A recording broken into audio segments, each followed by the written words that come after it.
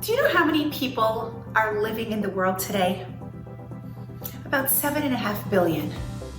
Out of those 7.5 billion people who are living, how many of those do you think are actually alive? Good question, right? Because living doesn't mean you're alive. The point of life is not just to exist. The goal of life is not just to have a heart that beats. Anyone can have a heart that beats. The goal is to have a heart that sings. It's to actually be alive, to live intentionally. We are approaching the holiday of Rosh Hashanah. We're all familiar with the concept of the book of life, right? And we all want to be written in the book of life. This is what we pray for. This is what we hope for. What does it mean to be written in the book of life? What is life? Do we just want another year to exist? To just go through life barely holding on? To wake up, to go to sleep, and to go to sleep, to wake up? To work, to eat, and to eat, to work? That's the kind of life? Just mere existence? No, what we're praying for is we want the book of life, the book of being alive. How do we accomplish this? So mental and emotional health starts with healthy relationships. In fact, as humans, we are hardwired to create and cultivate relationships in our lives, to make connections. And there are 3 categories of connections that we need to be working on in our lives. What's the most important connection that we need in life? The most important connection? Well, Wi-Fi. But after that, the relationship with ourselves, with God, and with the people around us. And these are the relationships that we need to be cultivating in our lives in order to feel content and satisfied and happy and to really reach a level of success in life. So let's talk about the pillars of a healthy relationship. All right, number 1, be authentic, not transparent. Don't confuse authenticity and transparency. We live in a world today that encourages transparency, thinking that that is authenticity, but it's not, because transparency is not healthy. Authenticity is healthy. What's the difference? Transparency means I need to share everything with everyone all the time. Otherwise, I'm not being real. Authenticity means I am choosing carefully what I am sharing, why I'm sharing it, how I'm sharing it, with whom I am sharing it. And when I choose to share it, I am sharing it 100% honestly and 100% authentically. Which to you sounds like a healthier interaction? So the goal is not transparency, the goal is authenticity. Because we have to save the most important parts of ourselves for the people that we're closest with. If we just share everything with everyone, then what's left for our real relationships? What do we have to share with them that they don't already know and that everybody else doesn't already know? So we have to ask ourselves those questions when we want to share something. What am I sharing?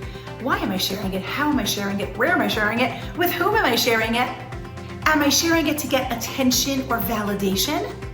Or am I sharing it to connect? If it's to connect, then it has to be with healthy boundaries.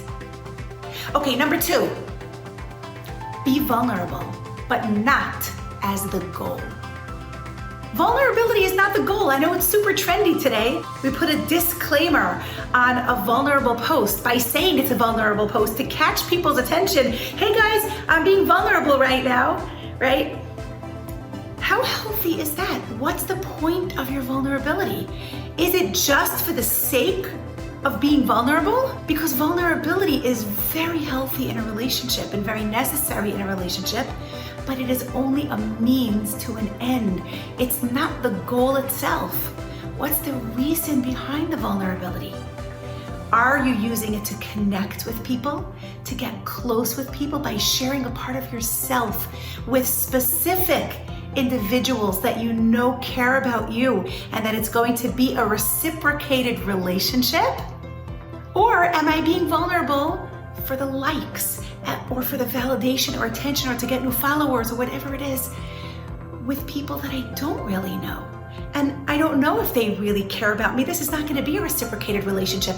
So that kind of vulnerability could never fill me up and could never make me feel satisfied. The opposite. It makes us feel empty and it makes us feel lonely, especially when the hype dies down. Number 3, be positive and surround yourself with positive people. This means in real life, choose friends, choose acquaintances, choose partners, choose people in your life that help you expand yourself and help you grow. And when you're online, follow people, read, watch, listen to things that give off a good, positive energy. Because ain't nobody got time for negativity in life. Surround yourself with positive people, with growth-oriented people. In fact, the Torah tells us, "Ukinei lecha chaver," you have to buy yourself a friend. Why that terminology of buying? Because the truth is, it's a real investment. A true friendship, a good friendship, a real friendship, you have to invest in it. In our time, in our energy, in our choices. Number 4, have deep, meaningful conversations in your relationships, leading to, of course, deep, meaningful relationships. Don't just speak about casual nothingness all the time. A little bit, okay, but not all the time.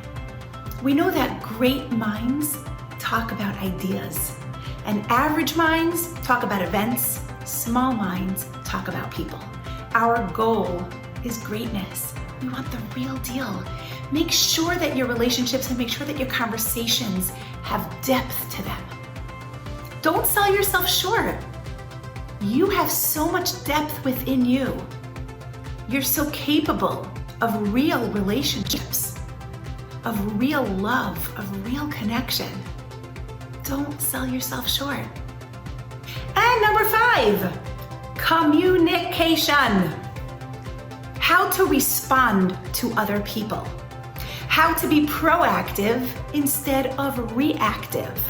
Because communication is not only about talking.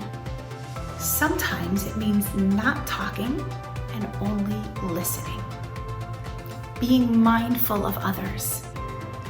So thank you so much for listening. My name is Yaffa, and I hope that we can work on these things together for this year. Shana Tova.